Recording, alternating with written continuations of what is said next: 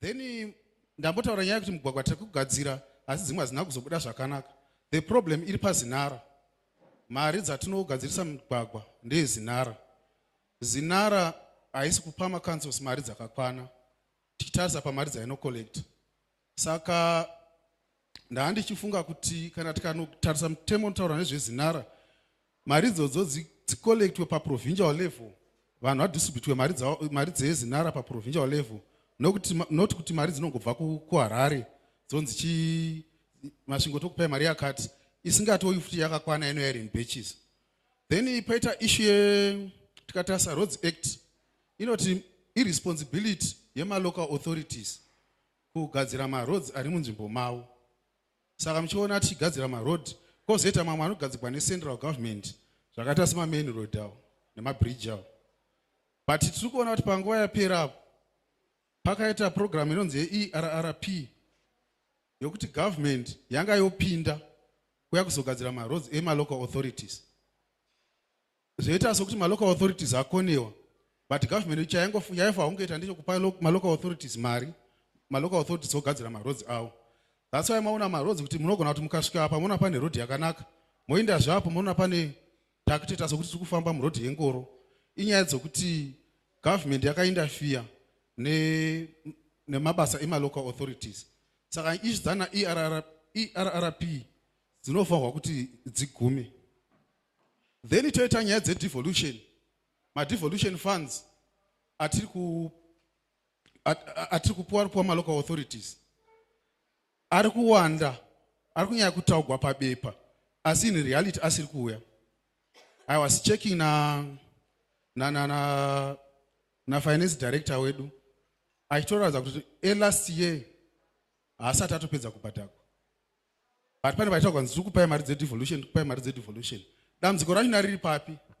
Dambudziko riripo pakuti hatina mutemo wakati wagadzigwa iko zvino unodefine kuti devolution yedu inofamba sei. The only law iripo, mutemo uripo iko zvino inongova constitution inongoestablisha kuti panofanirwa kuva nedevolution.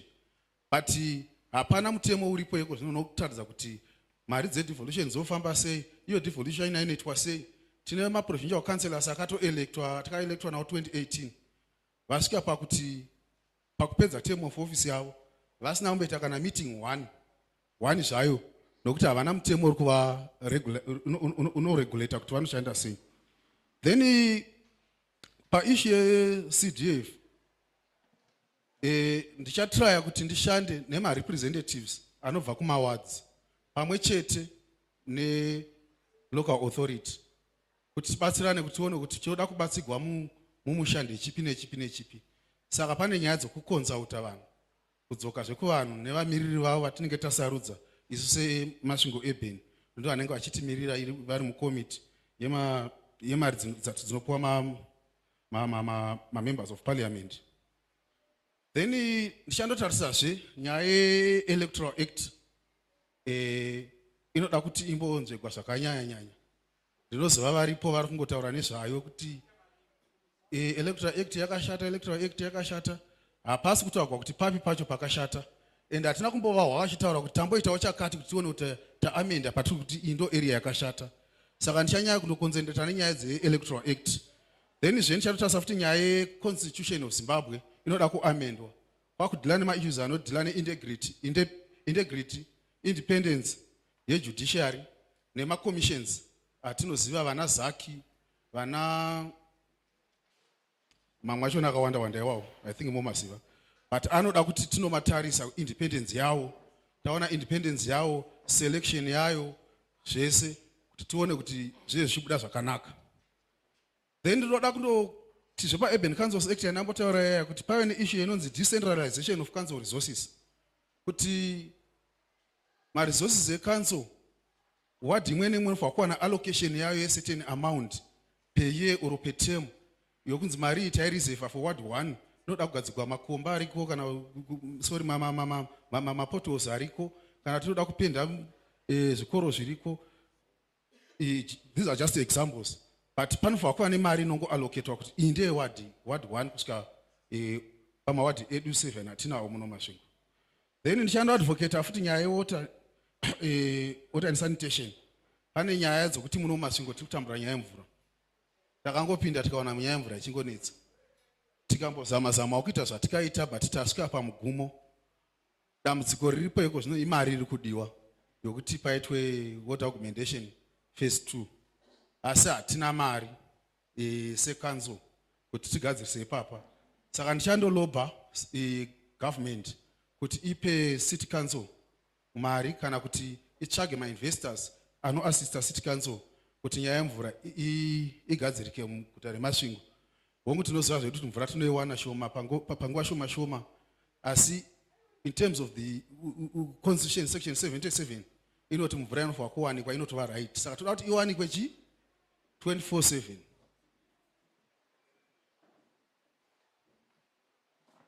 Then ndichandoramba ndichitsikira nyaya dzeoversight role yeparliament kutarisa kuti parliament iri kuita basa here rekuona kuti national policies ari kuimplementwa nema NGOs kana kuti other arms of the state. Saka ndo zvimwe zvatichazondotarisa ipapapo. Chimwe chinhu chikuru chakanyanya kunakira pandiri ndechekuti ndinokwana pese. Kana pakanzi panomwiwa doro tinotonomwa, kana pakanzi panoda kunamatwa kuchechi totondonamata, kana pakanzi panoda kuti titambe bhora tototamba, kana pakanzi pafiwa tinowanikwa tiripo. Handiwanzi kufarira kutumira vanhu kuti vai vazondimirira, ndoda kuvapo ini ndoga. Ndosaka maona ndatouya ndomene, ndatosiya dzimwe kesi dzandai nadzo ndikati regai ndiende kuvanhu maita basa. Tinotenda vamaboke mavanzwa zvavataura. I shall not summarize for the sake of time, and also ndicharamba ndichingoencourage kana mune ma-questions mongonyora pasi mozoziva kuti question yangu yakananga kuna vamaboke, question yangu yakananga kunangana, tobvunza ma-questions edu tokasira tobva tapedza. Vamureri zvava kwamuri.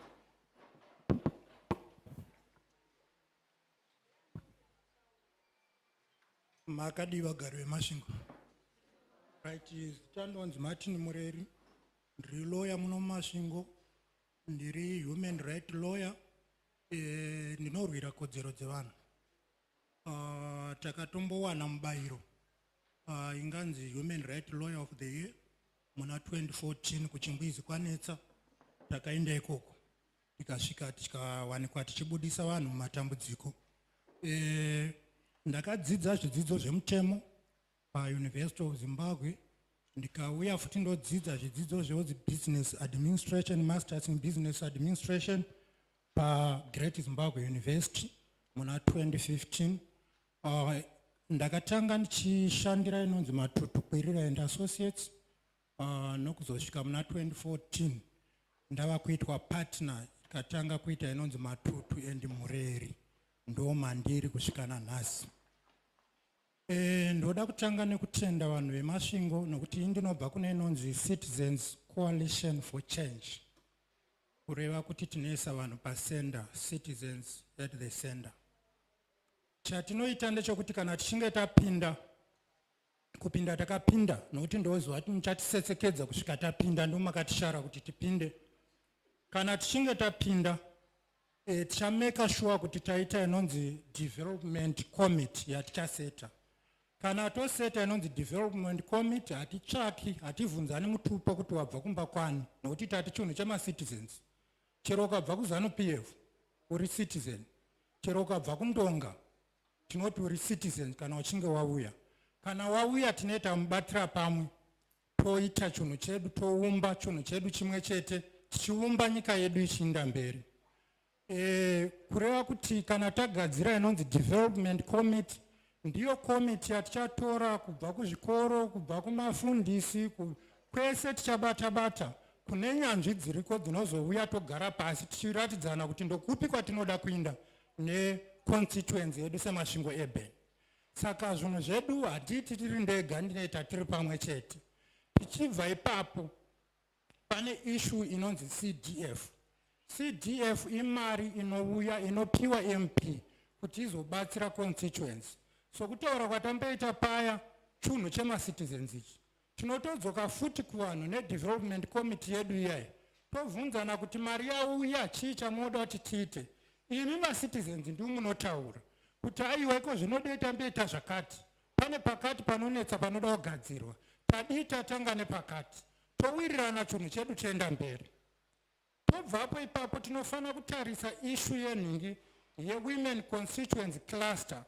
Chatinongoreva ndechokuti kana tichinge tapinda tinoda nyaya yokuti tichaumba inonzi women constituency cluster. Haibvunzani mutupo kuti munobva kupi, kureva kuti vana mai vedu madzimai ayaya voungana futi pamwe chete, voumba chinhu chimwe chete, takanangana neinonzi gender equality, takanangana nokugadzira mitemo yokuti kana toita inonzi 50-50 yatongogara tichinzwa ichitaurwa yei newomen coalition. 50-50 zvatinoreva ndezvekuti tinenge totoda mitemo inoiswa yokuti aiwa political party kana isina kutendera kuti pave nevakadzi 50% varume 50%, inogona kunge ichirambidzwa kukondesta mumaelections. Ndo zvimwe zvinhu zvatenga tichitarisa izvozvo. Kwauya imwe nyaya iripo yatoda kuti tiudzane ndeyokuti hataramba zvinhu zvokuti pave nevanhu vane matumbu anenge akazvimbaka, vamwe vachifa nenzara. Tiri kuti isu toda kuhwina Zimbabwe for all. Tinoda isu kuti munhu akwanise kuzvitengera fudhi yake, munhu akwanise kupiwa mubhadharwa chatoti salary inoenderana.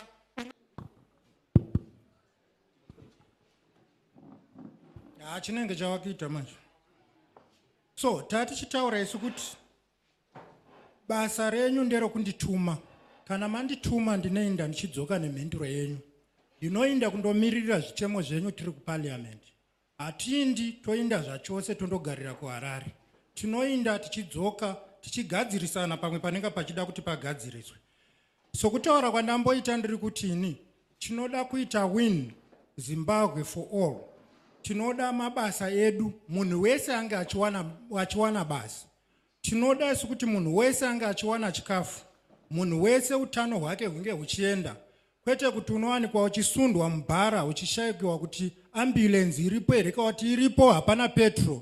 Tenga tichida kuti tione kuse constituency kuti tagadzirisa zvinhu zvese izvozvo. Freedom, munhu wese unofanira kunge akasununguka. Hakuna vamwe vanonzi ava ndo vakanyanya kusununguka kudarika vamwe. Tondotarisa nyaya yepeace. Peace, munhu wese anofanira kunge ane peace, anofanira kuenjoya peace. Nyaya iripo ndeyekuti isu inise murwiri wekodzero dzevanhu. Ndinowanikwa moyo wangu dzimwe nguva uchitambura, ndichiona vana mai vedu, hazvanzi dzedu dzichimanyirana dzimwe nguva nemapurisa ekanzo, vachiwanika vachitorerwa zvinhu zvavo muguta. Zvinobva nokuti pada mitemo yacho haisi kuita zvakanaka, pada ikonomi haina kumira zvakanaka.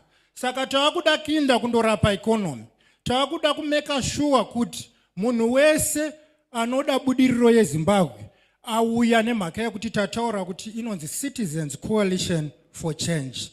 Saka tinodazve kuti ufumi hwedu hunge huchigovewa zvakafanana, kureva kuti hatichangotarisi Masvingo ebeni chete ndenga ndava kukukumbirai vagari. So kutaura kwazvamboitwa kuti aiwa chivhitivhiti chiri kusenda kwakasiyana siyana masaisai ari kuinda, tenga tava kukumbirai kuti tiite kuti ma-MP apinde akawanda e-Citizens Coalition for Change, zvinoita kuti tindobatsira kuchinja mitemo muparliament. Nokuti yes, kana ndiri ndoga ndichandotaura, but pane panosvika panovhotewa.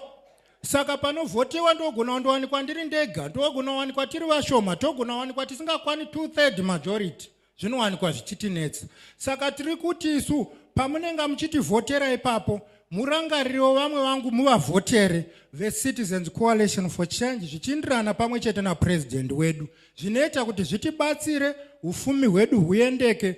Iyi nyaya yekubushmedi yokuti kunonzi mvura yamboshayikwa, vekwakaderera wako ndio muchawana mvura, vemwe kwakakwirira hamuna mvura.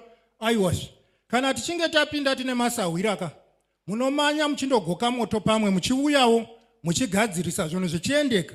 Solar system yowanikwa, inofana kuwanikwa panhinga pabushmed, kwete kuti tinomirira magetsi. Dzimwe nguva anenge achinetsa, kumwe nguva anenge achishayikwa, but mvura chinhu chakatikoshera pautano hwedu.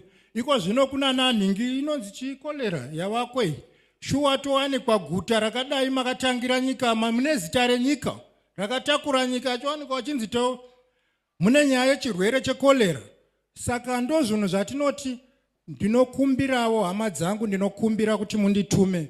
Pamunondituma ndichaenda, ndichadzoka nezvamunenge mandituma. Ndinouya nazvo towanikwa tichitaurirana chivaka musha wedu, tichindirira mberi tisingavhunzani mutupo kuti ndiani, wabva mumbamani, mwana wekwameni here. So ndo zvandinotini, ndinokumbirisa kwamuri pazuva ranhasi. Ndatenda hangu ndopandasvika.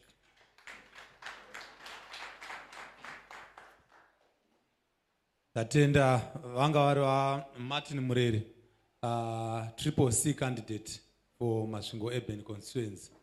Now time for representative for Wellington Mawende, candidate for ZANU-PF Masvingo Urban, Charles Munganasa.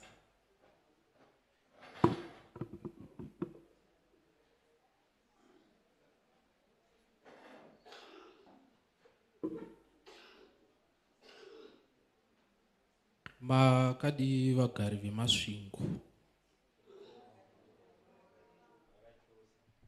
Chekutanga regai nditende varonga program ino kuti tinge tichisangana tichikurukura maererano nekuti tingaita sei kuti guta redu remasvingo riende mberi uye rimire pane mamwe maguta richitariswa seguta guru muZimbabwe. Saka ndinoda kukutendai varonga chirongwa chino. Chepiri regai nditende vauya kuno nengo dzatiri kukwikwidzana nadzo kana kuti dziri kutikwikwidza dzakasiyana siyana dzabva kumapato akasiyana siyana nevakazvimiririra. Ndoda kutendai nekuuya kwamaita nehealth debate yatinayo. Ndigotenda mese muri munomu mauya panapo. Vamahwende changa chiri chido chavo chose neshungu dzavo chose kuti vauye vasangane nemi munyaya dzakakosha kudai, asi vabatwa nedambudziko randingati riri personal ravatadzisa kuti vange vari pano.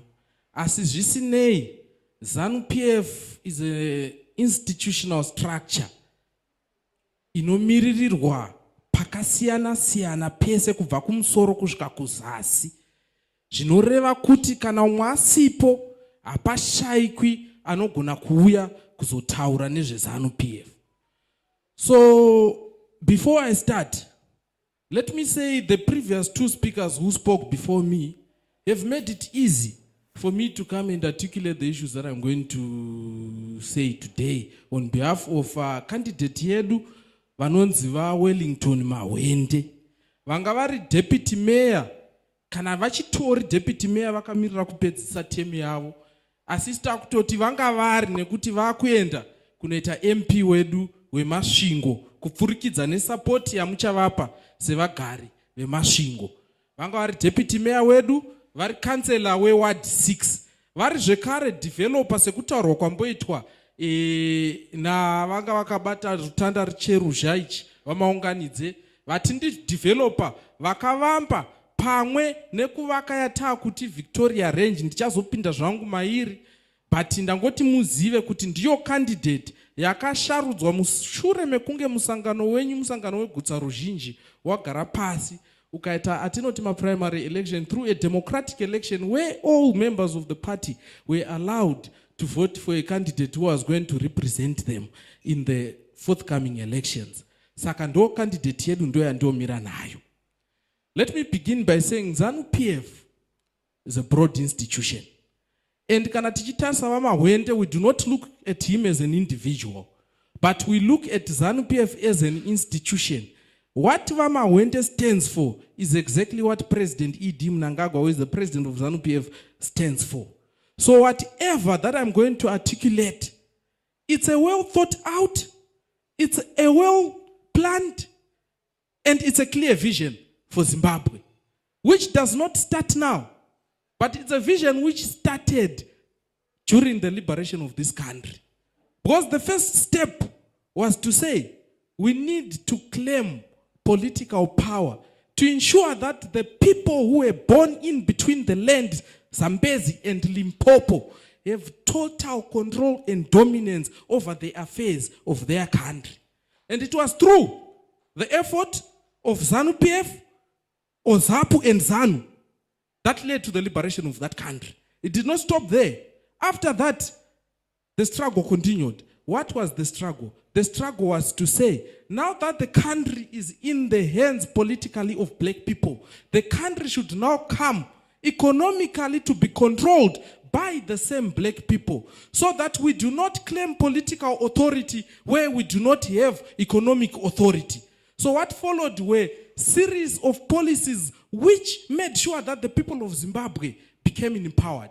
And up to today, I think Zimbabwe is one of the few African countries where you have a black political leadership, you have black entrepreneurs, you have black business people, you have black young people owning their houses, owning their cars, owning even their cows kumamusha kwacho, owning everything and the means of production in the hands of black Zimbabwean. So that is the vision of Zimbabwe.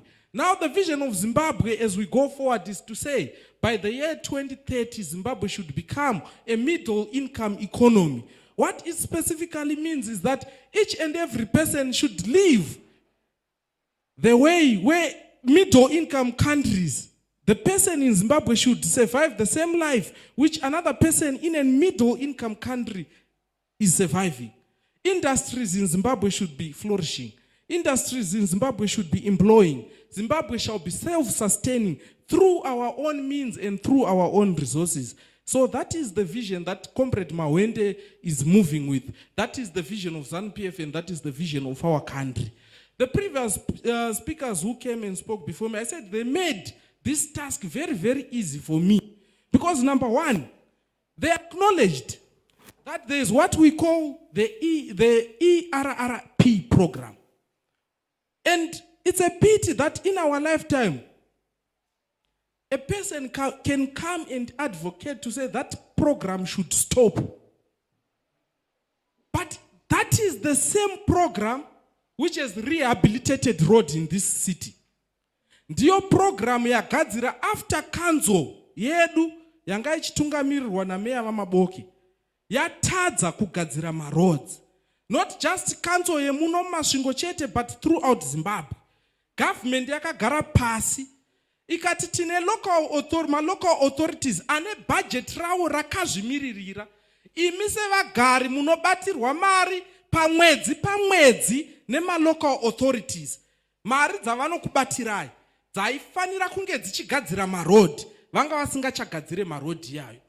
Government ikati taakutora mari kubva kuhurumende touya tokugadzirirai maroad muma councils umomo. That is the ERRP program yakaitwa nehurumende. Saka ZANU-PF does not just talk, but it's a practical organization. Inomirira zvido zvevanhu nekuona kuti apa pari kukonewa ava isu ngatichipindira. Vamaboke futi vataura nyaya yerunyararo clinic. Asi vatadzawo kuudza kuti yakavakwa futi nema-devolution funds. And devolution is a policy which was brought by the current dispensation President Idi Mnangagwa. Council has been in existence for a long time. But yanga isingazivi kuti kurunyararo uku kunoda clinic. Yanga isingazivi kuti migwagwa iri kufana kuti igadzirwe. Ike zvino this council yatinotaura nezvayo was dominated by the opposition since the early 2000s. And vari kuuya achitaura kuti takapinda zvirimo kuchinetsa mvura, vakabuda futi mvura yayo yechingonetsa. Vakuda futi zvekuenda mberi, asi vakapinda zvirimo zvichinetsa, vakabuda zvirimo. But let me say this. I grew up in this city. I grew up in Masvingo. Ndo mandakazvarwa and I grew up here. ZANU-PF ichiri kutonga Masvingo City Council mazuva ana meya apiri. We never had water problems. We never. Our roads were up to date and up to scratch. It was only after the opposition took over council patakatanga kuti mvura hatichaiwani, patakatanga kuona mapotholes mumaroads, patakatanga kuona kuti mabhini haachatakurwi. Saka the same government President Idi Mnangagwa which brought the ERRP program, the same government ichagadzirisa nyaya yemvura muno Masvingo. Changa ichitadza kuita izvozvo ndechekuti it's a government which respects constitutionalism, which talks about the independence of the local authority from government. That's why makaona kuHarare pakanetsa nyaya yepomona. Harare City Council yakaramba kuti hatisi kuda kutora zvataurwa naminister welocal government kuratidza kuti ine independence as a city council. Saka musauya munomu monyeperwa sevagari kuti kwanzi hurumende ndio inoita zvinhu. You pay rents to the city council. They have the power to change how you live today. They have the power to change your capacity as residents of this city. They have the power to make roads. Kana pari pakutenga mota dzavo, vamaboke ava vari kubuda nemota yavanga vachishandisa vari meya. Yakatengwa iri tsva. They never blamed government. But they used your money to buy those cars. The same council leadership from the town clerk to all the directors are driving new cars. Inotengwa nemari dzema residents. I'm saying this because you cannot separate the council from the MP of Masvingo, because the MP is just a macrocosm of the microcosm. The councillors are the microcosm and the MP is the macrocosm. So it's also ZANU-PF, what we are saying is development is a straight jacket. It's a straight suit. Augoni kuti wakapfeka badge unoripfeka nepit coat.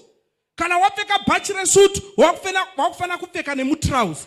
So development only comes when the president is ZANU-PF, the MP is ZANU-PF, the councillors are also ZANU-PF.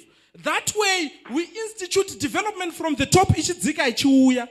Because patikufira development mumasvingo ndepekuti kana president nehurumende yavo vakagara pasi vakati taakuda kuti chakati chiwe kumasvingo chinogona kusvika chorambwa kucouncil. Sekuramba kwakaita vamaboke ava kuenda kunovhura runyararo clinic yanga yavakwa, asi today he has come and stood and said ndauya pano kuti ndikudze kuti ndakavaka clinic havana kuivhura. Clinic yavakati vakavaka vakaramba because that clinic yakabva kudevolution yakabva ZANU-PF. We do not want to associate ourselves with ZANU-PF. Saka develop comes from the top, president ZANU-PF, MP ZANU-PF, councillor ZANU-PF. Kana tikadaro, we will see Masvingo rising from the ashes like the phoenix. Munhu wandiri kutaura nezvaanonzi vamahwende is a person wekuti even the opposition ava they acknowledged pavakawina 2018 vakawina macouncil elections.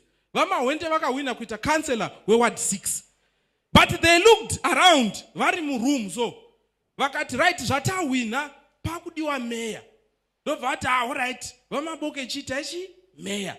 Asi chitima ichi kuti chifambe panda munhu akatesvera nenjere dzakatesvera, munhu anogona kukusundai kuti mufambe. Anditi muite development. Vataura ati we are lawyers, we are chichi, they had craft literacy, but they needed craft competence. They needed someone who was competent enough to ensure that Kanzuro Masvingo inoenda mberi. What did the opposition do? They voted for Comrade Wellington Mahwende to become the deputy mayor of Masvingo.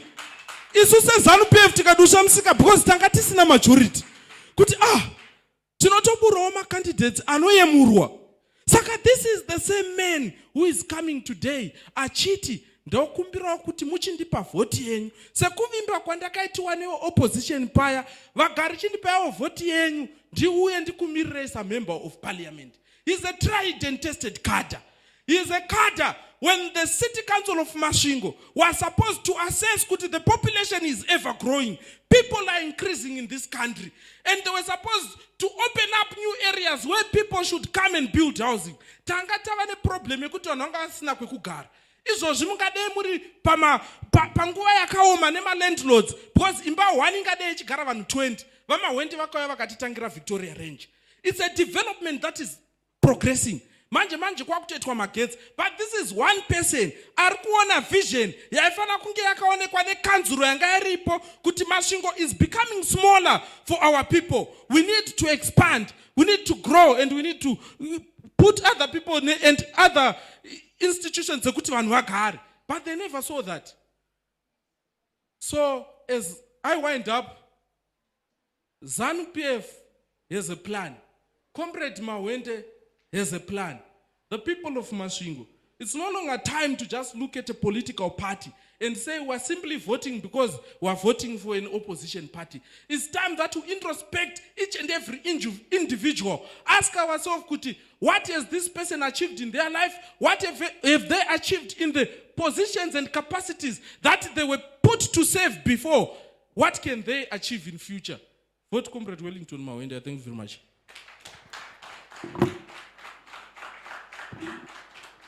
Thank you very much, Charles Mganasa. Vangu vakamirira Wellington Mawende, candidate for ZANU-PF for Masvingo urban constituency. Iko zvino ndambotaura kuti tine 2 ma-constituencies. Ndakukumbira Mabvure Knowledge is also a lawyer. Is representing Triple C Masvingo South constituency. Is the candidate.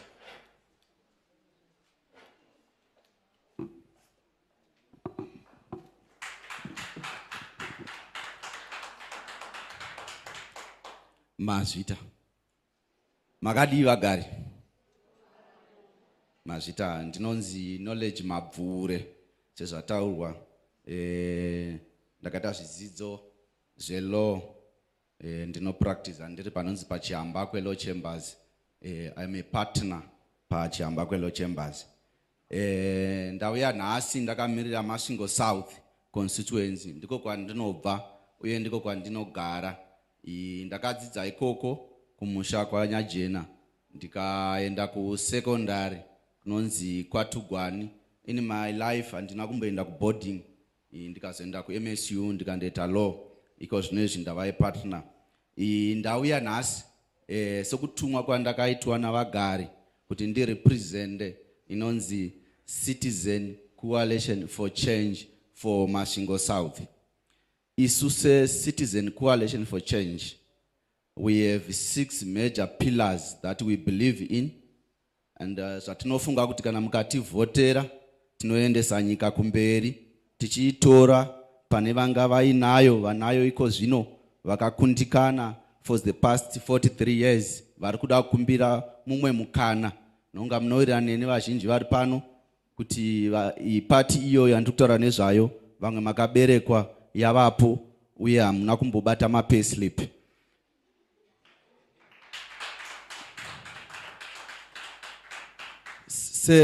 Citizen Coalition for Change tinobelieve kuti munyika munofana kuva nemabasa, employment for the youth. Hatibelieve kuti munongotanga muri ma-entrepreneur, asi tinobelieve kuti kune vanoita ma-entrepreneur, kune vanoda kuinda ku-employment. Employment inouya sei? Isuse coalition, Citizen Coalition for Change, tiri kuti patinoenda kuparliament tinofana kundogadzira mutemo and policies inoita kuti economy ifambe, ifunctione. Iko zvino izvi munyika munomu munowirirana neni kuti the economy yedu yava yechikorokoza. We need formal economy and informal economy kuti nyika inde mberi. Kana tikangova ne-informal economy yatava nayo, mari haitendereri because hakuna mari inoenda kumabanks, hakuna mataxes anoita kuti vashandi vazowana dzimari. Ndosaka muchionako zvinezvi kuti kuita basa rokuita mudzidzisi kana kuita vatongi mamajistrate kana mapurisa zvinosoresa nokuti mari yavanowana haitauriki kana vakabata payslip. Asi isu kana tauya separt, we are going to make sure that the policies which we are going to make dzinoita kuti nyika even both formal and informal sectors kuti nyika iende mberi. Zvakare tinobelieve kuti vanhu vanofana kuwana chikafu, food is very important to the community, and tinobelieve kuti pane mitemo imwe iripo yatinoda kundoita look into. Takaona kuti party yakatitangira pataikambena kumashure isati yava Citizen Coalition for Change ichiri MDC, vazhinji vedu vakaita vaikambena vachiti ivhu ngarinde kuvanhu. ZANU-PF ikamanya kutondopa vanhu ivhu, asi yapa ivhu haina kuzopedzisa. Mukatarisa kuti kune inonzi Communal Lands Act. Ku-Communal Lands Act unogogara pavhu but hauna ma-rights. Isuse Citizen Coalition for Change, we are saying munhu ane communal land iro rinofana kuti rive bankable, anofana kuwana ma-loans through that communal land. Zvetu we say munhu land iro rofana kuti vanhu vakwanise kuwana ma-title deeds over their ancestral lands. so that kana vakuuya kumabhenki vadata maprojects vanongouya vakabata bepa ravo vachiti tine communal land in Nyajena measuring 100 hectares ndinoda mari inoita 6 million kuti ndotanga project. Iko zvinezvi mukavaona kuti inini seni ndinemba mudhorobha ndindokwanisa kuuya nematitle deeds angu kundopiwa loan, but mai vangu kumusha vane land which is a vast land havakwanisi kuishandisa for kuti vakwanise kuita maprojects. Ndo zvinodiwa neZANU-PF, vanozotinyengera vachizotipa chikafu kana ma-elections ava kusvika kuti tirambe tichitambura so that vanouya vachizokupai chibagwe muchiungana. Isusu we don't want that. We want kuti muve empowered, muzviitire. Even nguva yema-elections we want you to vote with your mind, not to vote with your stomach. Uchishandisa dumbu kuti une nzara saka wovhoterani. You have to vote with your mind. Kuti ndovhoterei, ndinovhotera future yevana vangu, ndinovhotera kuti vana vangu vazorarama upenyu hwakanaka. Says Citizen Coalition for Change, we also believe kuti ma-citizens anofana kuva health facilities, utano hwavo hunofana kunge hwakarongeka. Saka tinoti izvo zvipatara zvedu zvinofana kuva zvipatara zvine mishonga, zvinofana kuva zvipatara zvisiri ma-death trap. Iko zvinezvi ukaihama yako musi iyoyo maifonegwa kuti uyai mutore hama yenyu nokuti inoora mumochari kusina magetsi. We need kuti munofana kuronga whatever zvamoda kuronga muchiziva kuti body yenyu iri pakanaka, mozowana decent burial, uye kuti munokwanisa kuva nema-medical aids ekuti kana marwara you have to go to hospital. Iko zvinezvi tikada kucharana munomu takamira panapa, even vanhu vasipo vari kutinzwa online, 1/3 of Zimbabweans ndo vanokwanisa kunge vane ma-medical aids, of which this thing a right is health, it's a right which is enshrined in the constitution, which is zvazvinoreva ndezvokuti everybody anofana kunge ane a medical insurance yekuti musi waanorwara anokwanisa kuwana assistance. We also believe kuti pane zvizhinji zvakaitwa zvaidiwa during the liberation struggle, that those unfinished business which we think isusu se-Citizen Coalition for Change we have to finish. Saka tiri kuti ma-war veterans anofana kutreatwa sema-war veterans, ma-war collaborators anofana kutreatwa sema-war collaborators achiwana zvaanofana kuwana, not kuti vanzi ndevebato iro nevebato iro. It's a misconception kuti munhu wese wakarwa hondo munhu weZANU-PF. It's a misconception. Munhu wakagba hondo wakandogba because he was fighting for Zimbabwe, kuti Zimbabwe iwe for everyone, not kuti vakafatira hondo kuti ma-war veteran ivo pachavo vaende vandowana minda yenzimbe kana kuti vandowana minda at the rest of the Zimbabwe varambe vachisafa. So it's a Citizen Coalition for Change. Our theme is Zimbabwe is for everyone. So for Masvingo South, we'll be saying Masvingo South is for everyone. We also noted that tine challenge in terms of our Mines and Minerals Act, mitemo inechokuona nezvicherwa zvedu. Zvicherwa zvedu indobva kuRengo mine. Zvicherwa zvedu zvinobva kuRengo kunocherwa goridhe and rine value yakawanda zisingabviri. Asi muchaona kuti kubva muno mutown kuenda kuRengo mine, tarred road yedu inogumira pamashate. As we have a party, it's a progressive party, yakanga isingazvioni for the past 43 days, hakuna road inokwanisa kutisvitsa kuRengo mine, tinofamba nemugwagwa. Goridhe rinouya richitogwa nendege every Tuesday and Thursday. We don't want that situation. We need a situation where gold is mined in Rengo mine, is processed in Rengo mine. It benefited the people in Masvingo South, not kutongoriziva kuti goridhe rinominwa kuRengo mine. But zvinozoitika negoridhe rero, Masvingo South is one of the poorest constituents, but iri iyo one of the constituents in a bigger mine producer the best gold in the country. Saka tiri kuti izvo zvinhu zvinofana kundotarisiwa kuti mitemo inechekuita nezvicherwa iongororwe, tiigadzirise, iite kuti vagari vabenefite.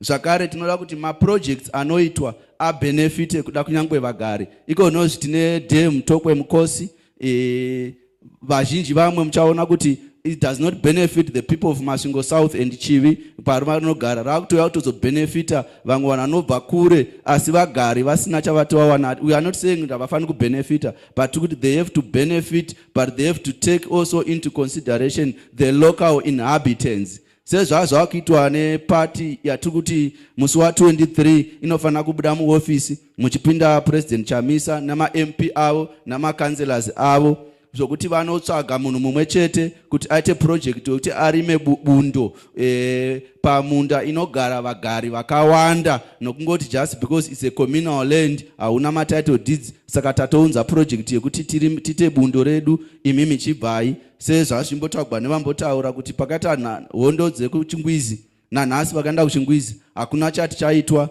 negovernment iri kutitungamirira iri kutonga because havatungamiriri vanotonga. Isu kana touya we believe tichauya tizotungamirira.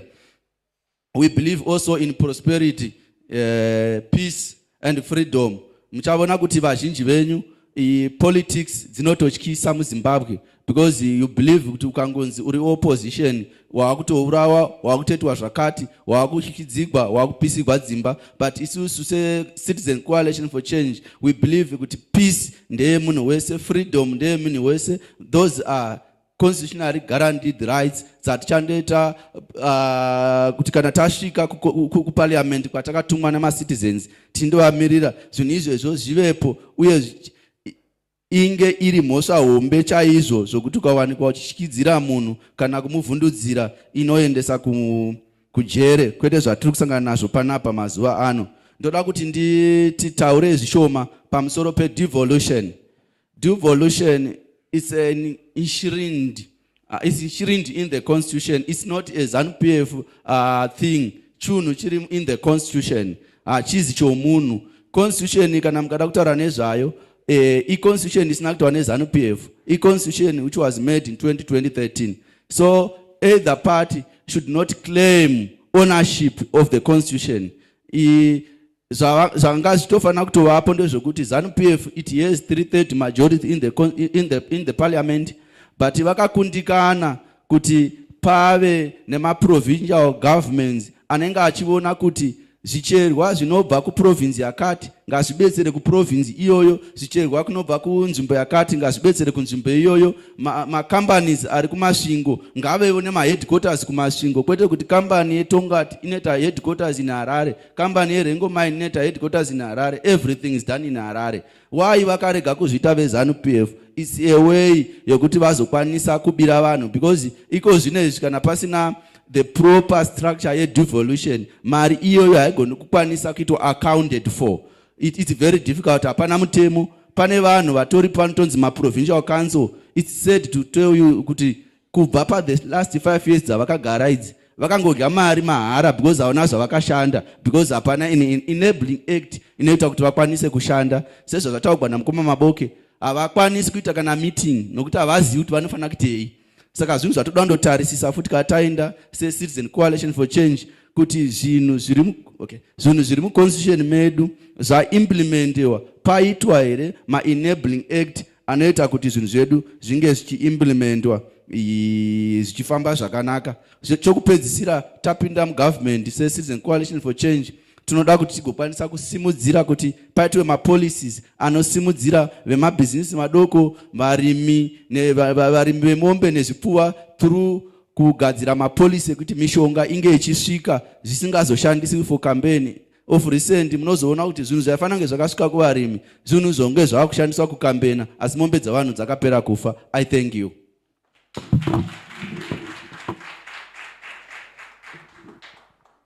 Maita basa. Ndoda kutendai all the candidates nekuparura zvamakamirira nezvakamirira mapati enyu. Kune vasvika tatanga tapanana ma-ground rules ekuti no hate speech. This is a noble discussion. Yatoda kuti munhu wose anokwanisa kufeel free to ask a question, to engage in a civil manner. Pasina kuvhunditsira umwe kana even ma-candidates. I encourage you to talk about yourself and your party without mocking the other. Zvinotibatsira kuti tose tive free. We patichazoita mamwe ma-discussions akadai vanhu vafilewo kuti umwe nomwe ane space yake yakakwana. Saka tikaconcentrate more about ourselves and why we are the best, I think ndo donzo redu. Saka tapa nguva ye question and answer. Saka zvatichaita pa question and answer segment yedu ndichatora mibvunzo at most 3 per candidate. Kana saka unotaura kuti inini mubvunzo wangu wakananga vamaboke for example. Kana vamaboke yavo 3 yakwana, toita kuda vane imwe yakananga vamwe. Kana pasina vane mibvunzo yakananga vamwe, vamaboke voshandura mibvunzo iyoyo. Saka ndichangoti handizivi kuti mune pamunokwanisa kucapture nekunyora here mibvunzo inenge yakanangana nemi. Asi makuzopindura apa yava hasiri mataura zvamakamirira. Saka kumibvunzo yenyu you tried then to be very brief. Toda kuti tikasire kuti vanhu vafambewo kwakachena. So ndiani ane mubvunzo wake wekutanga? Hatina imwe mike Mr. Mabos. Okay, saka muchasevedzera muri kwamuri ikoko. Ndinotanga nomukomana t-shirt white ndoya pana maizvare Bwanashe.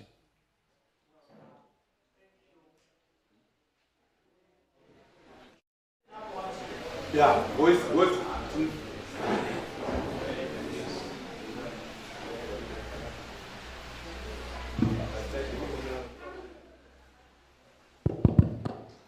Well, thank you. My question is directed to the representative of Mr. Mawende. I think, to be more than honest with you, whenever at whatever time that you were presenting, I didn't mind to stand up and ask you a question. But when you ended up presenting, there is something that you have mentioned to say, Wamawende is a plan, which of course sometimes is questionable, whatever the plan it is. I think you were going to it. But you ended up saying, Mawende is a plan, ZANU-PF is a plan. I think you have to deliberate kuti ZANU-PF in a plan ipi after 43 years dzekutonga nyika izvozvi tiri mayouth hatina mabasa kutoya kunoku it's a sign yekuti zvinhu zvinomira zvakanaka. Dai zvinhu zvakanaka todai tiri kumabasa tisinotomboya kunoku tichitoshanda tichitoona online. But nonhau yekuti ZANU-PF yaondonga nyika tiri panapa titori panapa physically vamwe vari kutenderera varimo mastreet sane kumbira kuti munyatso explaina kuti ndeipi plan yamuri kuti ZANU-PF inayo. Thank you. Charamba ndichikoencourage kuti tinange straight pakwese tipanane mukana takawanda nditika.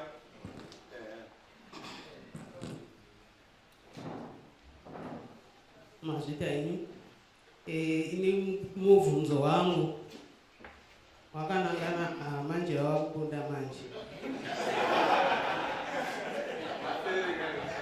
Mubvunzo wangu wakanangana navamaboke kuti pavataura hatina wazvatambonzwa zvavataura kuti vachaitira madzimai.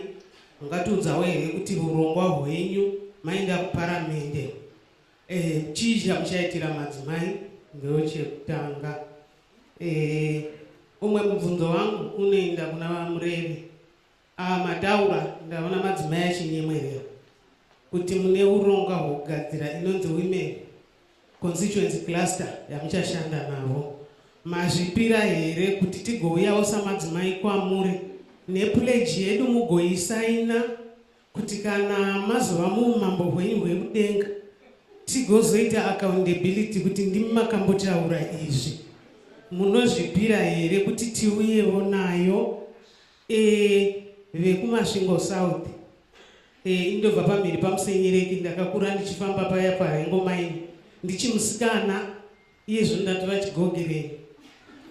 Hakuna kana chakambogadzirwa ndinobvumirana nemi ipo paya. Plowback iyi haisi hayo kwese ni plowback recommendation kuti tinoishuvira nokuti zvokwadi vana vokurengo maini vanoziva ndege ichimhara ichitora goridhe asi rodhi yachoka. Ndakambobvunza vamwe kuti kwakamboita MP here kuno kwakaoma kurengo maini ndokumusha kwangu ikoko yakwe. Havatumira zvingandinetsa kuti ndibvunze mubvunzo nokuti mangwana vachazoti nanhambozvitaura. Saka kubvunza munhu usipoka inangu handanguzonetsana navo ndasangana muroad. Mazviita here?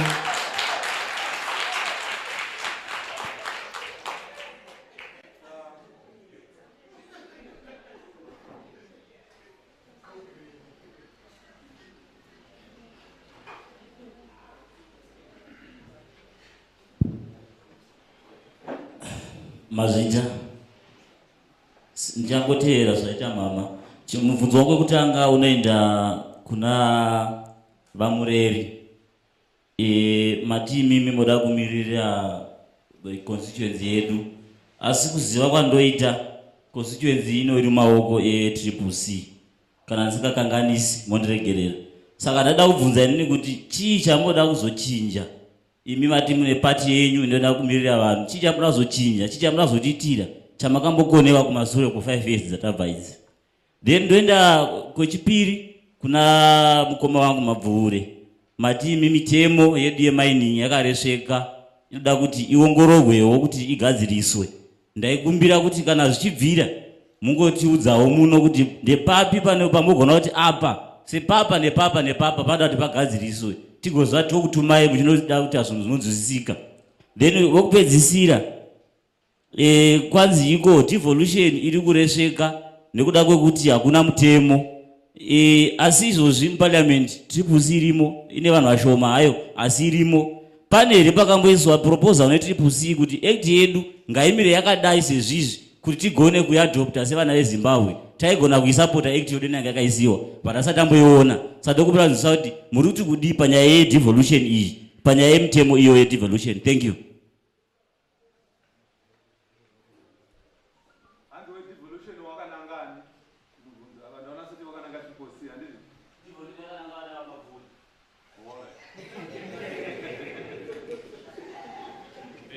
Thank you. My name is Prince. My question is on Mr. Wellington Mawende. As we talk, the first one, Mr. Maboke, discussed about the water problem. But Mr. Mawende was in the city council, but never mind to change the question and the problems that are facing, that as people were facing on water problems. So he should justify why the water is still not available, because he was in the city council for 5 years. So we want to see change.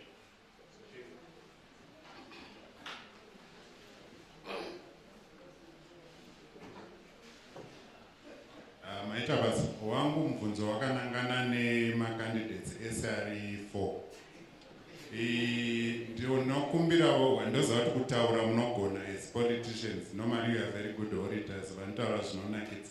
Asi ndinokumbirawo kuziva kuti kana ndichida kumaka performance yenyu, I need your manifesto. Either at constituency level or at national level. Where can I get something in writing? Chandinokwanisa kuita continue to refer to before I vote and after I vote.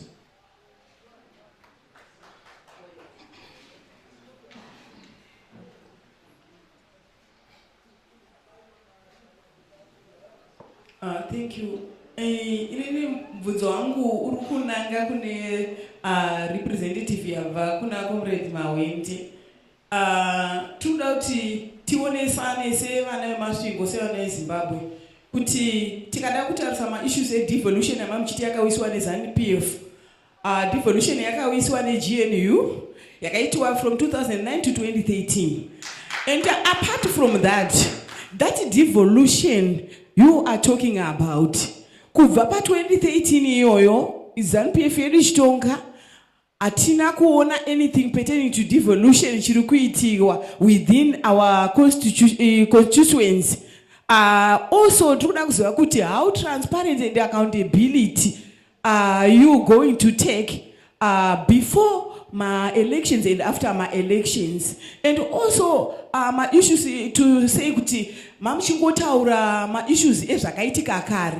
Anditika isusu tiri kuti imimi maipanyanga. Anditika what are you supposed to do? Ndo zvanhu zvatiri kuda kuti what are you supposed to do? Ende chakupa imi chivindi chokuti ini ndiri kuda kumira ndakamirira masvingo chi. Anditi zvimwe dzose history idzidzi mapoliticians tingaenda kure. Ngatitaure pamusoro pedu isusu. Then kuti isusu katozoda kuti accountability netransparency toya toti musiya comrade makati zvakati tichitika tichidai so. Mawende wane 3 questions. Vamureri 3, Vamabvuure 2, Vamaboke 1.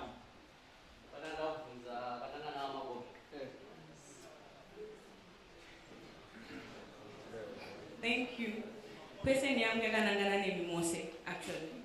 I think in 2021, the president launched the National Disability Police. But pese pamataura ndambonzo pamataura kuti tichaite ine vanhu vakaremara tichavaitire hapana zvamuri kufunga nezvavo. I don't think I can put my ex kana musina vanhu vakuconsider vanhu ivavo.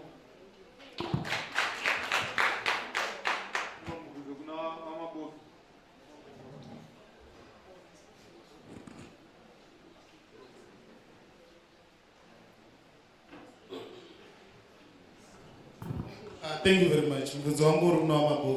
I think our parliamentary system, is whipping system, and it do direct how the legislative agenda of certain parliamentarians working. Imi as an independent, how sure are you? Because you will not be accountable to anyone. For others, they will be accountable to their political parties. They will be accountable to the membership and the generality of those that voted for them. Who will you be accountable to if we vote for you? Thank you.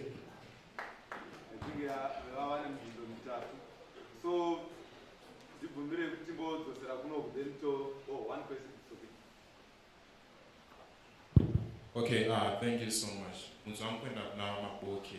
So, per presentation, I had mention a residential state of Victoria Range. Right? Victoria Range must as far as I'm concerned, they're going for something like 30,000 United States dollars, right?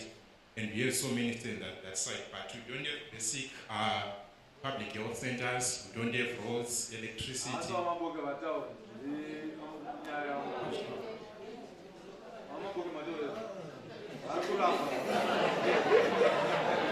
Okay. Okay, thank you so much. Oh, so I was saying that we don't have basic things like roads, electricity, etc. We don't have schools and everything. And yet you are claiming that you gave us unusual things. Thank you. Can you please address on that issue? So, just 2 minutes, my speech my town. So, I am 2 minutes, Yeah, first question, Madzimai. Thank you very much. No question here. But Madzimai, my organizations are people. I know the name Madzimai, especially no machine. Just a macro, but shut now. So, I thought that I thought just a walk over Tikawana say, but you know, once up to Masvingo Eben, a constituency way in Sumuka. Sarapama, in terms of our two now. To Roma NGO and my organizations, I need to get a I understand with the quota system of the parliament. We are one of the people who are going meeting in our minister July. So I don't council. By years of pushing Chiva cards, I played a OEPAP. Then he put out a manifesto, independent candidate. I think she has Uza Kutinda launch manifesto. Saka iripo disability. Thank you very much. Chopa dipanda presentation and nakutora nyaya disability. But that's what I'm bata kunewa yako zuro ku cheke wo. I think ndakatongo discuss nyaya disability. My rights are disabled are covered in constitution and I know for kuti pave nemutemo unogadzira unovandudza kuti vane rarama neurema vangabatsirika sei. Chandinofara nacho ndechekuti pamabhainos atikagadzira pandapinda mu2018 pamukanzo ndakagadzira mabhaino. Tine bhaino rinodhila neissue yemadisables. Ndikaitazve ini nevamwe vangu tikaita police, tine police iko zvino yevanhu vari disabled. Ndakatozviona kuti izvozvi kana pakaita munhu anoda kuuya anotabura pakufamba akada kuuya kuofisi kwangu kumachambers kukanzuro haakwanisi kuuya nokuti pane masteps hapana chilift. Saka ndakatozoti ngapachiva nemwe ofisi pasi inoita kuti kana pakata vakadaro vanoda kuita kuona meya kana kuona town clerk kana kuona any manager vanowana kukumuona vari muofisi yakanaka. Then patagwa nyaya ya accountability. Accountability ndii ndakatonaka because inini ndiri kubva muvanhu. Ini ndiri accountable kuvanhu, handisi accountable kuparty. Because kuparty munogona kubvumirana kuti ngatitore ma 45,000 aya akapuwa ma-MP aya mapati avo vakati ngatitore. Manje ndinodzoka kuvanhu kuti ndotora here kana ndorega. Vanhu vakanditi rega ndorega.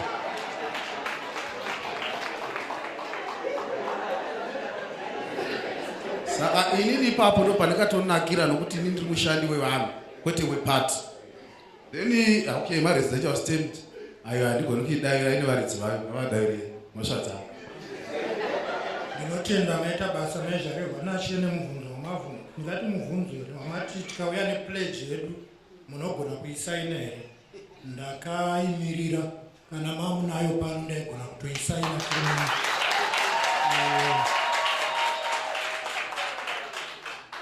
Then toenda panyaya yataurwa namukoma wangu yavati kwanzi chii chakakonowekanwa nemhaka yekuti siti rino riri kutriple C. Handifungi kuti mavhunza chaiko nemhaka yekuti mukoma wangu nyoka nhete akapinda in 2018 triple C yanga isati yavako and triple C yakazvarwa musi wa 24 January 2022. But hapana futi zvandingati hangu vakanyanya kukonewa vakarova nepavanogona napo, asi ndise munhu wauya ndoda kudarikidza ndichibva ipapo takabatana nemacitizens tichienda mberi neconstituency yedu. Then ndoenda panyaya yeissue yemanifesto. Mukoma munogona kuti ndichibuda muno motonotora manifesto yangu motika muchiinda muchizoona kuti ndizvo here zvatava tichitaurirana. Munouya kuofisi kwangu paFBC pamalawyers pamusoro paya togona kubuda tichinda tese. Then tienda paissue yedisability policy. Yes, ingava isina kutaurwa muno, but sokutaura kwataita tatisu tinodzoka kuvanhu. Vanhu totaurirana chinhu chemacitizens. Motiudza tikabatana nedevelopment committee muchitaura kuti no, panoda kugadziriswa iko zvino ndepakati, ngatiite zvakati. Kureva kuti issue idzodzo dzinongozobatwa futi the disability policy. Ndinotenda. Vaita basi. Mubvunzo wangu wekutanga I think was it spoke about what is ZANU-PF's plan. It also spoke about unemployment and also further issues from the first person Avunza. Let me answer this by saying this. I think it is very, very critical and important to say, Taura, kuti, for example, I am not employed, than to say we are not employed. Because there are a host of people who are employed currently. And even in this room, we have journalists who are coming from different organizations where they are employed. We have people, we have teachers, we have nyadza itarwa tora kuti tibetsere vanhu masalary akwire vanhu vane mabasa vese vava. And ever since the new dispensation came into power, there are a lot of projects which are being done. Are ku-employa vanhu. Akatanga ku-employa vanhu since the new dispensation came into power. The gap year unemployment in Zimbabwe, if you look at it statistically, it has dropped since 2000. I'm telling you what is statistic. People, I'm telling you they are over. Let me tell you. Okay.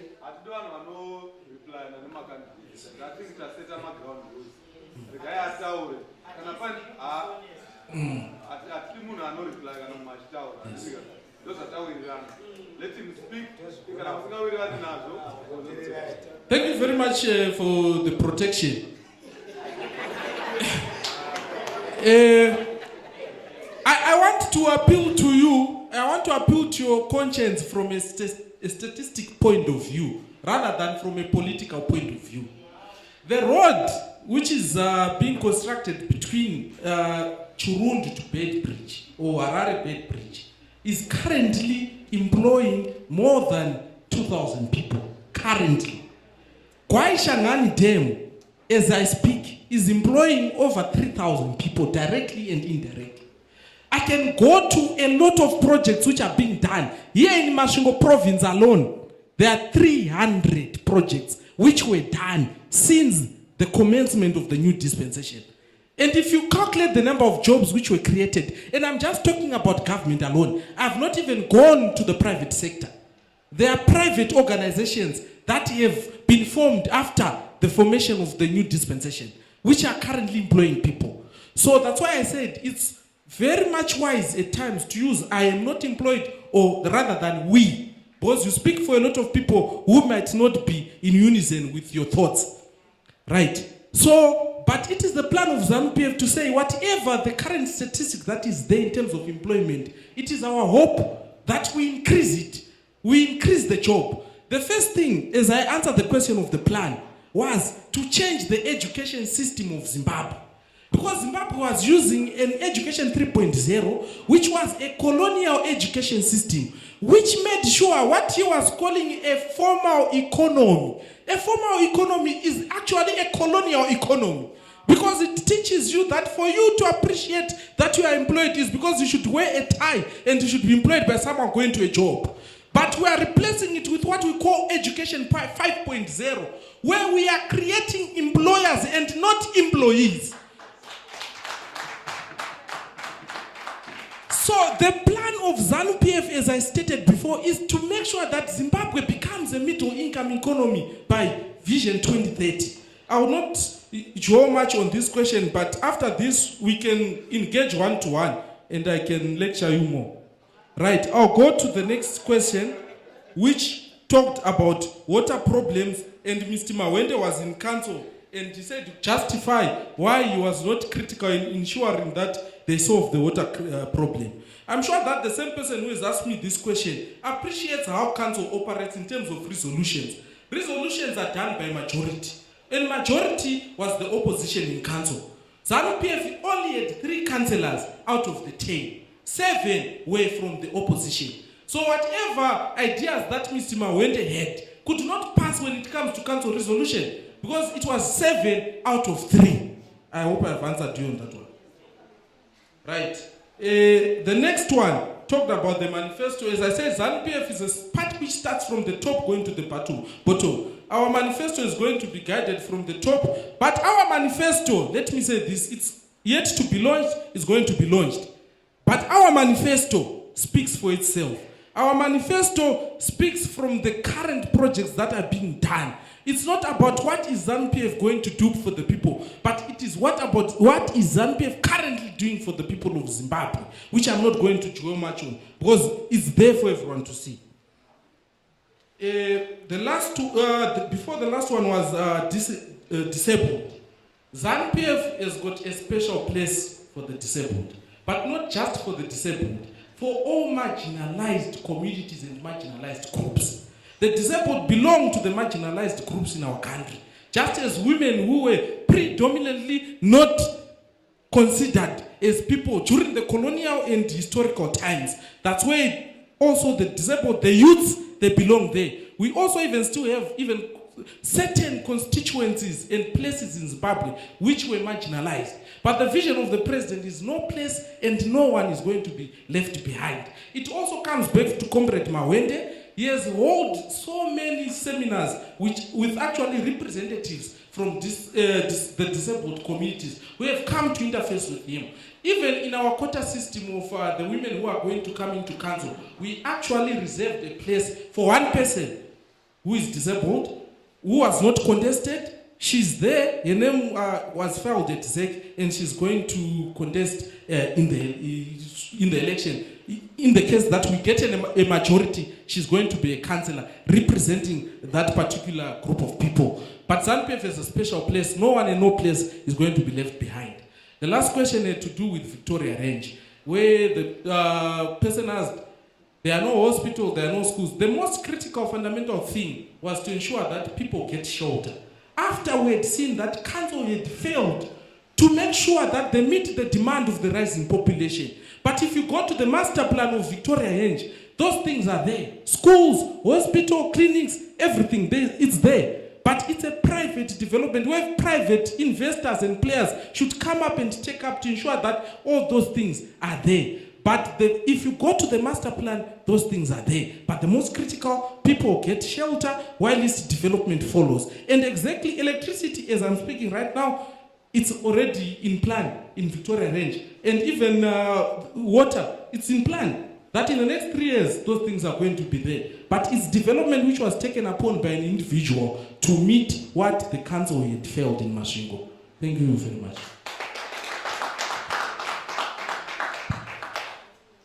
Thank you for asking me questions. Because ukasabvunzwa mubvunzo unogona kungotaura wega. Chokutanga mubvunzo wangu wabvunzwa which relates to the Mines and Minerals Act.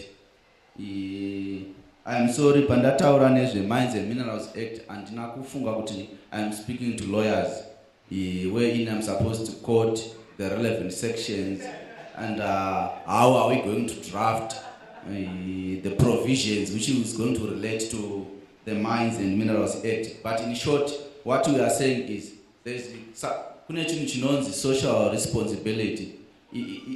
It's not an act of parliament or it's not hausi mutemo unomanikidza munhu.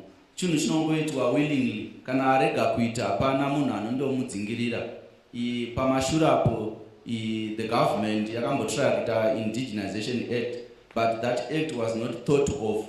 That's the reason why it's now so implemented. So we are saying Mines and Minerals Act inofana kundogarirwa pasi yoongororwa kuti ingabatsira sei nzvimbo dzine minerals or other natural resources. Sekutaura kwaita mai vangu ndoda kuvatenda vanobva kwamusenyereki vanowirirana neni kana titaura zvokuti munzvimbo mune mine kana pakasava nemutemo inokurudzira varidzi vemigodhi kuti vaite development munzvimbo imomo, panozopera zvicherwa izvezvo inosara yava ghost mine. Uye kuti vagari veikoko, as I speak, kuRengo mine we have mawards asingachakwanisi kuitwa mabhoho ekungochera mabhoho edu ayaya. Kwakutoda mabhoho anosinga more than 100 meters because pasi pakacherwa pese hapachina pachakwanisa kundotora mvura yacho yachawanikwa padhuze. Pakutoda kutowanikwa anyway yokuita water augmentation. Then number 2, tachitaura nhau yedevolution.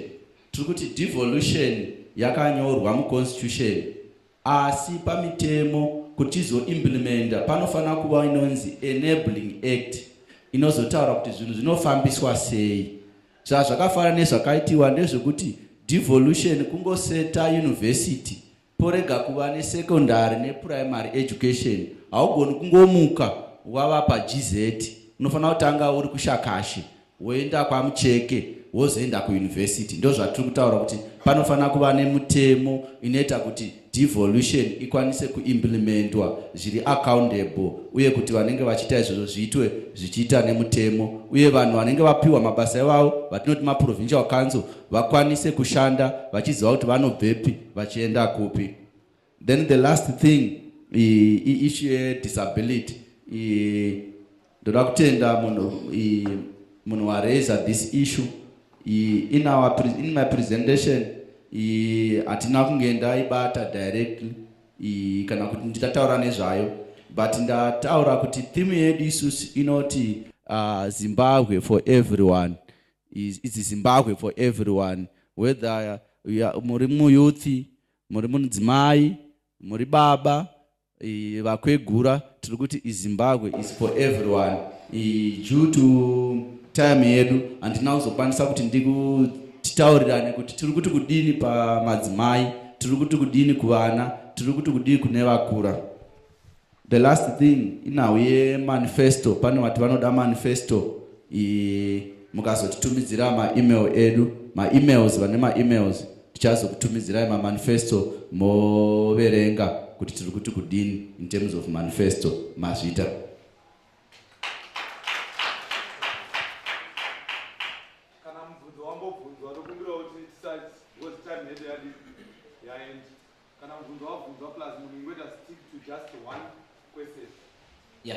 Ndisandadaridza Mike pane mubvunzo wabvunzwa online wakanangana pamahwende.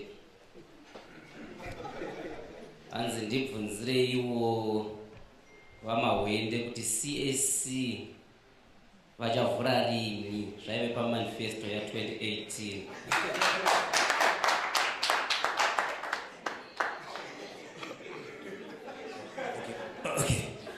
Mubvunzo wangu wakanangana neCCC. Ndewekuti sekuziva kwandinoita kubato kana kuti political party yenu we only know the president and hapana imwe structure inozika. Takakupai 40 yedu. Hatizosangana here nesituation yemugovernment yekuti imimi change tina president chete pasi kwose kusina kuchina chinhu. Saka taishuvira kuti we lead by the example. You're a political party, and as a political party it must have a structure, because the same trend inogona kungoshanda. I can see it as dictatorship. Kuti a president chete ndiwo anongozikanwa, hapana munhu unogona kutaura anything else except him and the president. The spokesperson ndio zvese.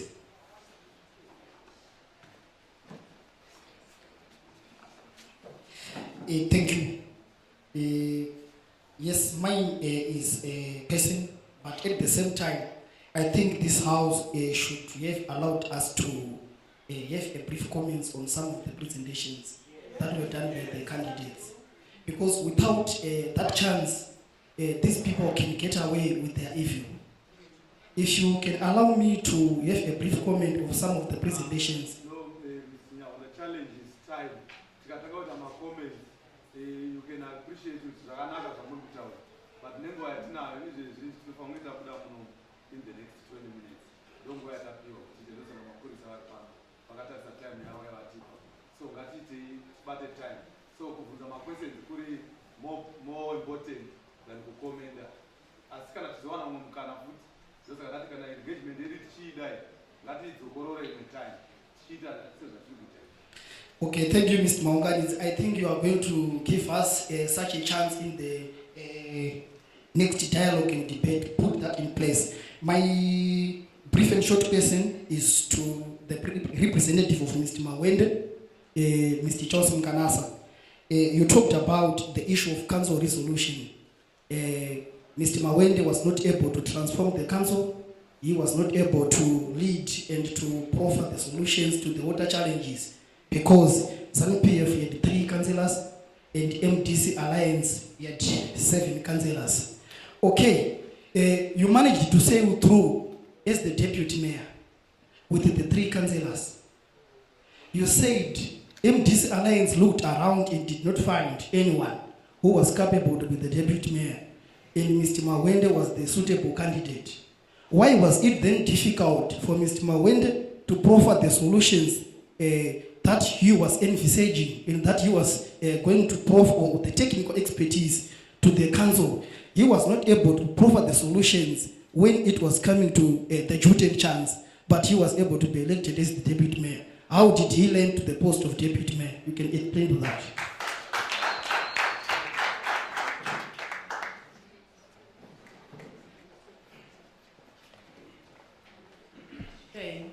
Muvunzo wangu wakanangana netriple C kunyanya Mr. Mureri vemuno muEben.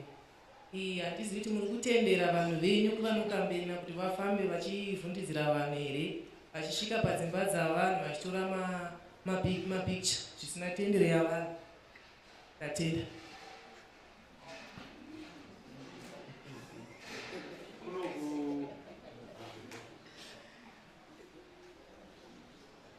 Amen. Maita basi. Thank you. I need mfunzo wangu wakanangana wa maboke.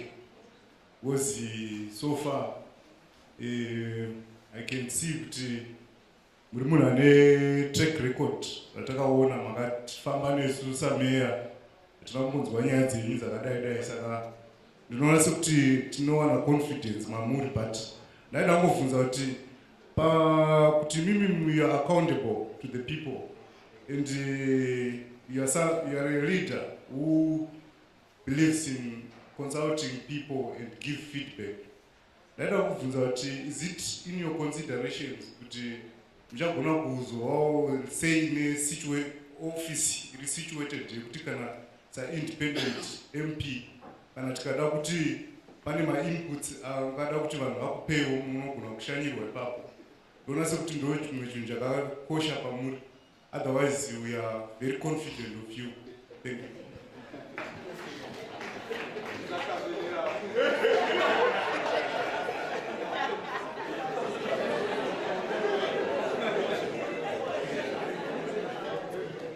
All right, Masvita, ndofunga kuti ndopamotaurika nyaya tine provincial council muno vamwe vanhu vatozvizivi tine provincial council mubvunzo wangu wakanangana navo munangasi vakamirira vamahwende tine provincial council mumasvingo asi vanhu vazhinji havatozivi chinhu ichocho chiriko chiri kurarama ndofunga manzwa pakutaurika kwaitirwa uchinzi havana kana one meeting yavati vaita so far yeprovincial council zvinhu zvaifanirwa kunge zviimplementiwa muparliament tine zanu pf majority muparliament.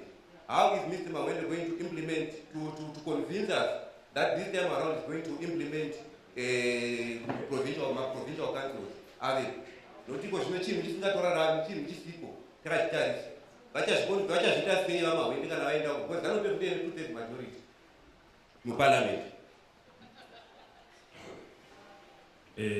Mubvunzo wangu wakanangana nevatungamiri veTCC vari muno.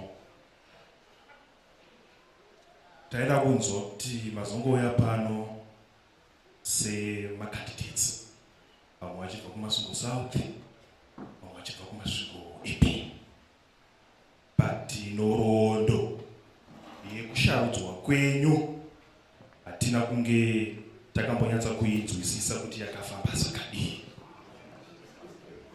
Ende takaona musi wenomination court vanhu vachidhonzana makola vachibvarurana mabhachi kwanzi uyu wasainigwa zvisizvo uyu wasainigwa zvisizvo.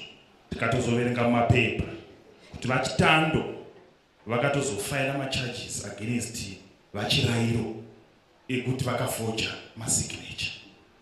Tikaverengazve nhau dzenonzi bereka musana chinhu chaitwa kare nguva yehondo pakuselekta macandidates. Ndicho chinhu chamunzi makashandisa imi mukuselekta macandidates enyu. Saka ndaida kubvunza kuti nenhoroondo yakadai isina kumbenge yakatsanangurwa kuvagari vanoda kuzonomirira imi, how democratic are you as a party? Why should we trust you as a party? Also given a track record ye opposition politics kubva 2000 up to now. Mukapuwa term mu office mopanana mavote of no confidence, term mu office mopanana mavote of no confidence. Ndeipi vimbiso yamunokwanisa kutipa kuti nyika haizotambisizve mari ichienda kumaby election madzingana zvichikonzerwa nekusharudzana kwebereka musana. Ndatenda. Mubvunzo alright. Mubvunzo wangu wakanangana navamaboke navamureri.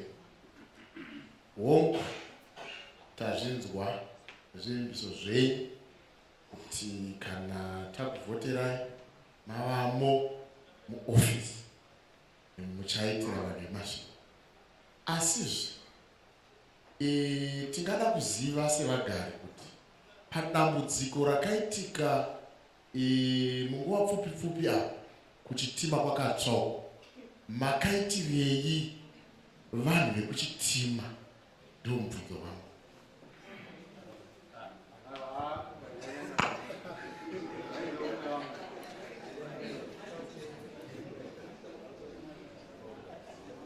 Mazvita henyu. Mubvunzo wangu ndoda kuendesa kumunin'ina wangu munganhasi. Mataura imi zvakanaka, mambobvunzwa zvemanifesto mukati inobva kumusoro ichidzika kuzasi. Ndandichiona sokuti izvo zvingava zvakanaka, asi hamuoni here sokuti zvakatinakira isu sevagari vomuno kuti titsvage zvinotinetsa isu kuno zvozoiswa kumusoro kuti zvioneke kuti zvingatibatsira sei than kuti tomirira kumusoro kuti vazotiudza kuti tinofamba sei kuno. Ndingada kuti kuda mungangopajekesa tisava mahwende. ZANU-PF zvaine manifesto iri national iri kuvarambidza here ivo kuti gadzirawo manifesto inodhila nemaissues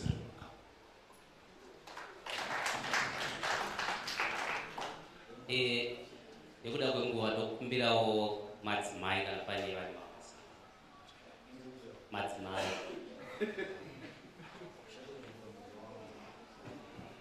Maitabas. Ini mubvunzo wangu uri kuna vamaboke. Ini ndiri mugari wewadi 2. Panguva yavaikamena last time pane zvavakatipromisa tichivaudza kuti mabhini haasi kutorwa, nzvimbo haisi kudai, but up to now hapana chakachinja. Zvinezvi handizivi kuti ndingatrusta sei kuti mungazondiitira nechimwe chigari makambotadza muri palevho yamanga muri.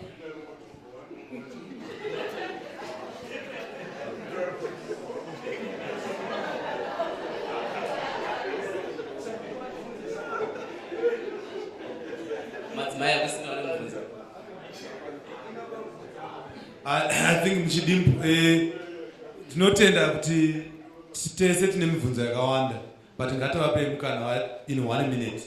Muchatori time. Thank you mubvunzo wabvunzwa weoffice. Ndichange ndinayo office. Kuna vanoziva paBenjamin Urumba pane office iri reserved for LP, but it's only that kuti ma-LP hatati ngowana mazuva makore aperawo havana ma-interest nemasvingo, havana kugara, havasi vagara nemasvingo, saka havashandisiyo, vamene vatora nemaofisi kuharare.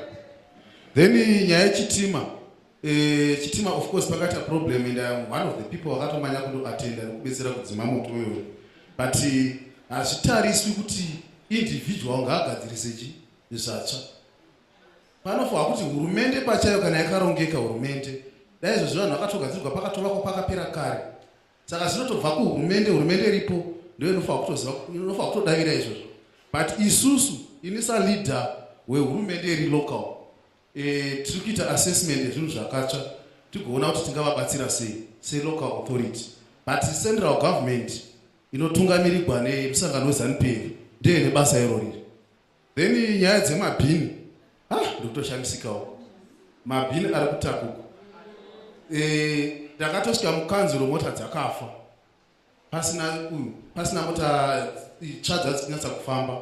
Kuno vanomboteererawo masocial media, vana WhatsApp, ndofunga maiona marefuse truck andaiti tatenga ichi, tatenga matipa nechi. Asi ndoziva zvangu kuti mibvunzo iyi inenge ichiuya inenge iri yokuti munatse kutsanangura kuti ndinatse kuudza vanhu zvimwe zvandikaita zvandisina kutaura.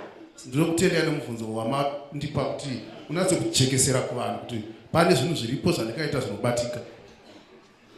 Ndinotenda pane abvunza issue yemastructures. Ndinofara kuti matikana tikakuvhoterai then tinozodini nenyaya yemastructures. Ndinotenda kuti kuvhota matenda kuti munotivhotera.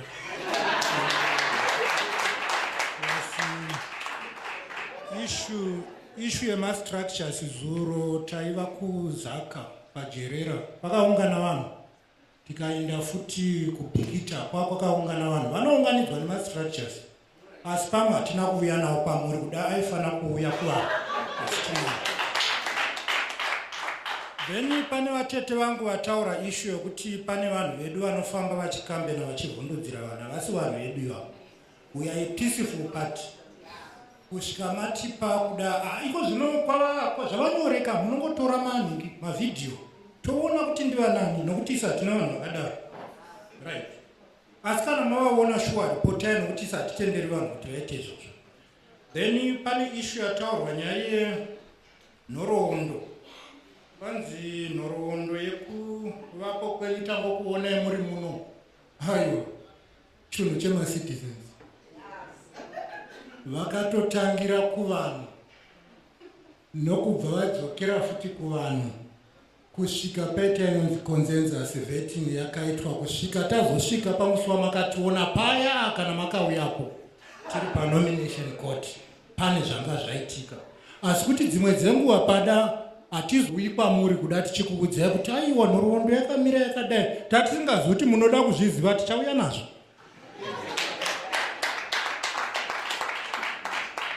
Then pane issue yekuchitima. Issue yekuchitima issue yatiri kutotariswawo nezvayo sepati.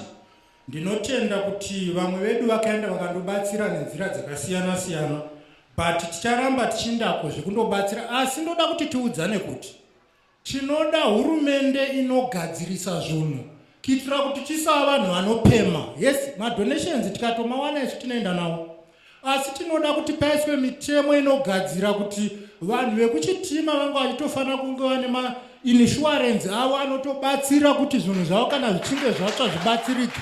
But nemhaka yekuti pane vanhu vakagarira basa, pane vanhu vakavata mumaofisi vanozoda kutora opportunity yokuti pane zvaitika nhasi, saka tomanya tichindotsvaka rubatsiro naizvozvo. No, tiri kuti isu ngatibatsirani tichiita kuti zvinhu zvedu zvichiendeka semacitizens, kwete kuda kutsvakirana nyaya yokuti ndinokuita murombo kuti ndigokupa kapu yerice kuti ugondivhotera. That is not it. Ngatigadzire. Maita basa. Ndofunga mubvunzo wangu wekutanga wangu wari weCSC. Ichinzi yanga yakapromiswa pa2018 manifesto tichavhurwa. Maita basa nichi mubvunzo uyoyo. Regai ndidaire ndichiti urongwa hwegovernment urongwa hwakakura chose. Ende naizvozvo nangwe CSC uchiri urongwa hwegovernment. Pane zvinhu zvakawanda zvakaitika pakati pe2018 kusvika pa2023. Tichitasa even mamwe manatural disaster akaita sana COVID akatadzisa mamwe mabasa anga akarongwa nehurumende, kunyangwe nemi kudzimba dzenyu, kunyangwe nekanzuro, kunyangwe kwakasiyana siyana, kuti zvakanga zvarongwa zvinge zvichiitika. Asi regai nditi kuvhurwa kwekwambani hakusi kungochekwa kweribhoni. Kune zvimwe zvinenge zvichiitika behind the scenes zvakaita se-re-engagement, because makambani aya mazhinji ari kuitwa through mapartnership nemainvestors. I'm sure kuti hurumende yakatombobudisa kuti pane investor yauya kuzopatina kuti CSC ichange ichivhurwa, asi vakazonotanga nekubulawayo. Imwe patina nyaya iyoyo yemombe iri kutoitwa kubulawayo yemombe dzehurumende dzekuti vanhu vakwanise kuwana kudya mudzimba dzavo. Saka zvinhu zvirimo zviri muurongwa, asi hurumende ine zvinhu zvakawanda zvainoita zvinoita kuti budiriro yemunyika inge ichienda mberi. Saka kusavhugwa kwayo hakusi kureva kuti hurumende haina kuivhura, asi kuti zvinhu zviri kutoitiwa. Mubvunzo wechi2 wanga uri vabvunza kuti vamameya vamahwende vakakwanisa kuita deputy mayor, asi kosei paresolution apa vakazotadza kuzopasa resolution yevambovhotegwa nevanhu veopposition kuita deputy mayor. Regai nditi ndofunga pakavhotegwa vamahwende opposition yanga yakachabatana, handiti ichiri chinhu 1 iri MDC alliance ikabatana ikati murume anogona kufambisa basa ndevamahwende ndiye watoda kuti aite deputy mayor. Asi vazopinda takaona opposition ichipatsanurana, pakaita kukandirana, vamwoti vamahwende ndevamaboke, vamwoti vamahwende ndevakuraone, zvichingodaro zvakazokonzera kuti even kuwirirana kwavanga vaita kuti vamahwende vaite deputy mayor vanga vasingachawirirani zvakare kuti vamahwende vavatungamirire mukanzuro momo, nekuti ivo pachavo vanga vogo. Ndo nyaya huru iyoyo. Right, mubvunzo unoteera wanga wari wekuti wemaprovincial council kuti sei asiri kufamba. Ndofunga pega panoiswa constitution panozoita inonzi alignment of laws kuti zvinhu zvese zvinge zvichifamba munyika. Naizvozvo iprocess inotorawo nguva because mitemo yakawanda inoda kualignwa, asi vachitangawo neyakakosha vachifamba. But I am sure that the commitment of the current government is to ensure that each and every institution of this country becomes fully operational, and that will do in the fullest of its time. Mubvunzo wekupedzisira wanga uri manifesto wabva kuna mukoma vangu vabvunza kuti mati imi manifesto inobva kumusoro ichidzika kuzasi hazvaigona here kuti vamahwende vange vane manifesto yavo inotanga kuzasi ichiendawo kumusoro. Regai ndidaire mubvunzo uyu ndichiti the importance of structures. Kana ndichiti manifesto inobva kumusoro, I'm talking about the legal document which is governing the election period yeZANU-PF and what we seek to pursue in the next 5 years. Ndo yanda ndichireva kuti inobva kumusoro. That's the legal document rinotigavhena kuti what do we seek to pursue in the next 5 years. But that legal document is not a document which was just written yesterday or overnight. It's a document which came from the people. If you realize last year we had an elective congress, and as part of the elective congress of ZANU-PF we had resolutions which were coming from ourselves, which is the list structure of ZANU-PF. Ikwekutanga kuvanhu ndo kunotanga nyaya dzoenda kumabranch, dzoenda kudistrict, dzoenda kuprovince, dzichifamba dzakadaro. So we are a well structured organization whose views, whose mandate and whose wishes comes from the ground to the people up until to the president. So it's the same thing. The views are coming from the people, but the document is going to come from the top. Thank you. Thank you. Ancha Tambisingua, we are representing the same institution with Mr. Mureri. Vakupindura ipanema issues to do with Triple C Masvita.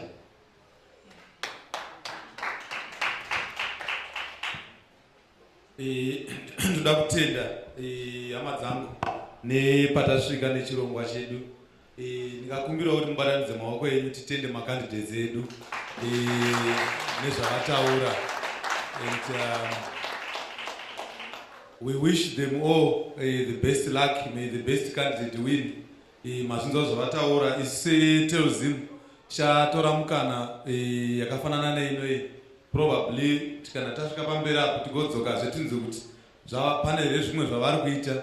Kuna achanga ahwina nevachahwina muchaona zvetichivadana tichivabvunza some of these things that they are promising, and we continue to engage them chinzwa kuti zviri kufamba sei. Asi ndinoda kutendai nekuteedzera donzvo reprogramu yedu. I think yasvika kwekupedzisira. Ndigokumbira vambotivhurira nemunamato vaya kuti vapedzise nemunamato tikwanise kufamba zvedu.